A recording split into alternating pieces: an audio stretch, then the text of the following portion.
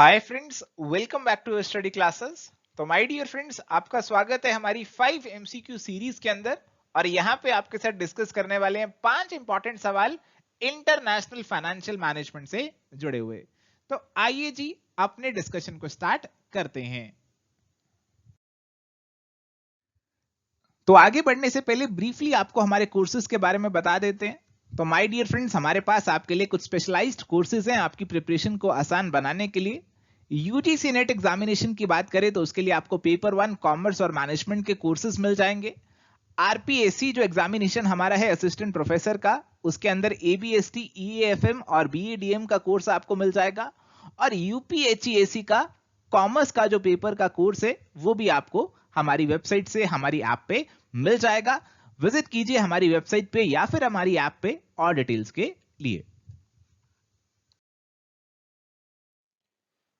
तो पहला सवाल हमारे सामने है, which of the following factors are involved in international financial management? Foreign exchange rate, variations in the interest rate, different tax rates and tax laws, different and complex accounting methods. तो आपको बताना है भाई कौन से फैक्टर्स आपके involve हैं international financial management के अंदर। तो फाइनेंशियल मैनेजमेंट आप सभी समझते हैं। अब यहाँ पे हम फाइनेंशियल मैनेजमेंट को इंटरनेशनल लेवल पर लेकर जा रहे हैं। तो एक फाइनेंशियल मैनेजर के पर्सपेक्टिव से आप सोचिए कि इंटरनेशनल लेवल पे कौन कौन से फैक्टर्स आपके लिए रेलेवेंट होने वाले हैं। तो माय डियर फ्रेंड्स, जैसा कि आप लॉजिकली अगर सोचेंगे तो ये सारे फैक्टर्स हमारे लिए रेलेवेंट है इंटरनेशनल फाइनेंशियल मैनेजमेंट के अंदर। तो इंटरनेशनल लेवल पे जब आप जाएंगे तो फॉरेन एक्सचेंज रेट से आपको जूझना पड़ेगा। आप देखेंगे हर कंट्री में इंटरेस्ट रेट आपके अलग अलग है, हर कंट्री के टैक्स रेट और टैक्स लॉस अलग अलग हैं, हर जगह अलग अलग अकाउंटिंग के मेथड्स फॉलो किए जाते हैं। तो ये सारे फैक्टर्स जो है आपके लिए रेलिवेंट होंगे, आपको समझने होंगे। और आंसर यहां पे बनेगा option D, all are true.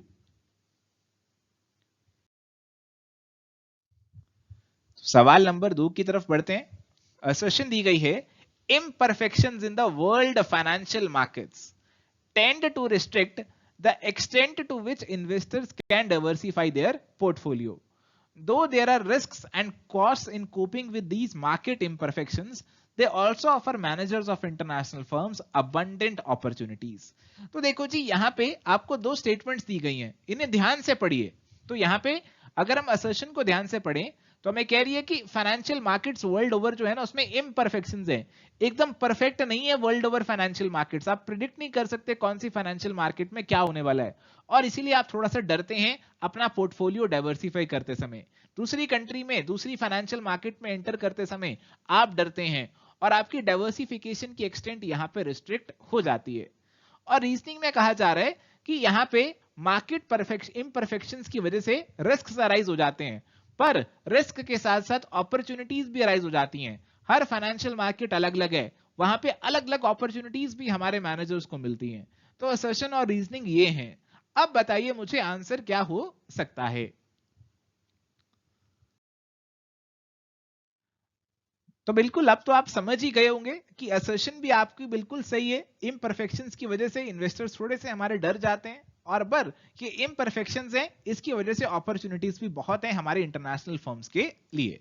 तो answer is going to be option A, both A and R true.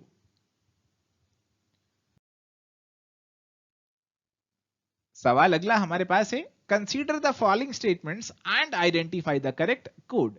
Statement 1 है, political risk ranges from the risk of loss from unforeseen government actions or other events of a political character, such as acts of terrorism, to outright expropriation of the assets held by the foreigners. Second statement है, political risk associated with international operations is generally lower than that associated with the domestic operations and is generally less complicated. तो आपकी ये दो statements आपको दे रखी है और आपको यहां पे बताना है कि क्या ये स्टेटमेंट सही है या फिर इनमें कोई गलती है। तो यहां पे माय डियर फ्रेंड्स हमारी जो पहली स्टेटमेंट है, देखो इंटरनेशनल फाइनेंशियल मैनेजमेंट की बात कर रहे हैं। इंटरनेशनल लेवल पे अगर आपको बिजनेस करना है, किसी दूसरी कंट्री में जाके आपको बिजनेस करना है, तो वहां पे आपको बहुत से रिस्क फेस करने पड़ेंगे और पॉलिटिकल रिस्क उनमें से एक है। आपको डर रहता है कि वहां की गवर्नमेंट हमारे अगेंस्ट कोई एक्शन ना ले ले, वहां पे कोई टेररिज्म का एक्ट ना हो जाए, या फिर हमारे जो एसेट्स हैं उनको ऐसा ना हो जाए कि एसेट्स को यहाँ से हमें बाहर लेकर जाना पड़े, हमारे एसेट्स को निकाल दिया जाए उस कंट्री से। तो ऐसे पॉलिटिकल रिस्क आपको फेस करने पड़ते हैं। पहली स्टेटमेंट बिल्कुल सही है। और सेकंड स्टेटमेंट कह रही है कि पॉलिटिकल रिस्क इंटरनेशनल ऑपरेशंस में कम होता है as compare to domestic operations और लेस कॉम्प्लिकेटेड होता है। तो ये जो चीजें है ना, ये यहाँ पे गलत बोली गई हैं। इंटरनेशनल लेवल पे पॉलिटिकल रिस्क आपका ज्यादा होगा। इंडिया में बैठकर काम करोगे तो पॉलिटिकल रिस्क आपका कहीं ना कहीं कम रहेगा। दूसरे देश में जाकर काम कर रहे हो तो वहां पे आपको पॉलिटिकल रिस्क ज्यादा फेस करना पड़ेगा। वहां की पॉलिटिकल कंडीशन से आप अवेयर नहीं है, आप दूसरे देश से आए हुए हैं, और रिस्क ऑटोमेटिकली आपके लिए ज्यादा ही हो जाएगा। तो वो रिस्क ज्यादा होगा and it is going to be more complicated, और इसीलिए सेकंड स्टेटमेंट गलत होगी। आंसर बनेगा option number A, statement 1 only is true.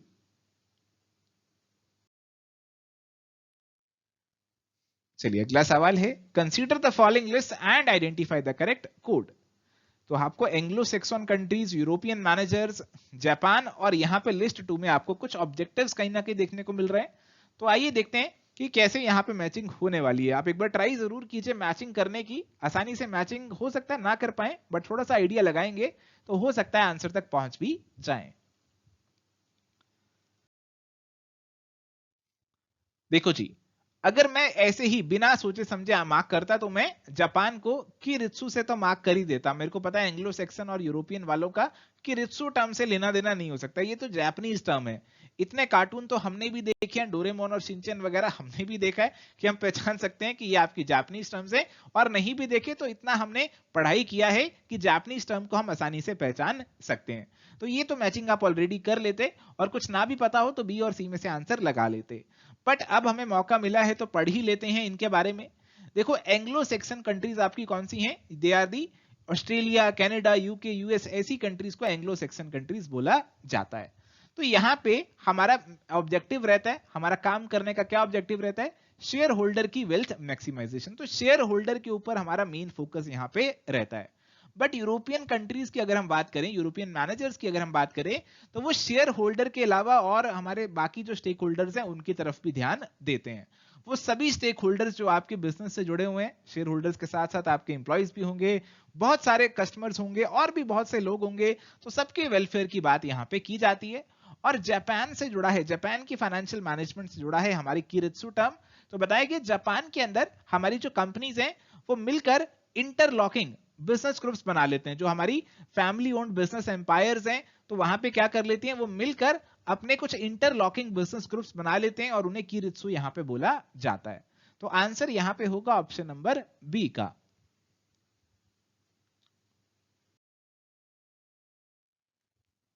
चलिए अगला सवाल है, financial executives in MNCs many a time have to take decisions that conflict with the objective of maximising shareholders wealth. When a conflict of goals occurs between the managers and the shareholders, then dash starts. तो हमारे managers और share holders के बीच में अगर conflict of goals arise हो गया, तो यहां पे कौन सा कंफ्लिक्ट अराइज हो जाएगा? देखो यहां पे ना आपकी कौन सी प्रॉब्लम अराइज होगी ये आपको बताना है। तो सोचिए कौन सी प्रॉब्लम अराइज हो जाएगी।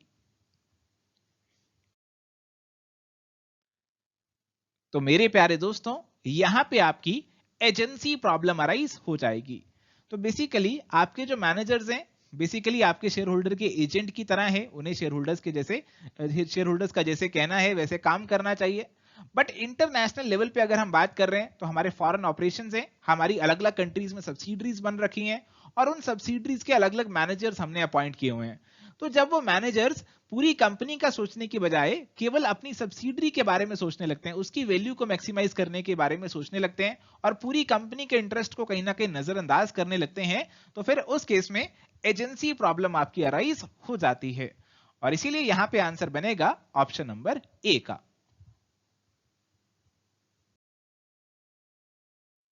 तो ये थे जी आज के हमारे डिस्कशन के सवाल। अब यहाँ पे आपके लिए होमवर्क सवाल है, इसका आंसर आपको हमें कमेंट्स के थ्रू बताना है। हमें इंतजार रहेगा आपके कमेंट्स का। So thank you my dear friends, ये था आज का हमारा डिस्कशन। अगर आपको आज का वीडियो पसंद आया तो इस पर ज्यादा से ज्यादा प्यार दिखाएं और हमारे चैनल के साथ जुड़े रहें। Bye bye, take care, all the best.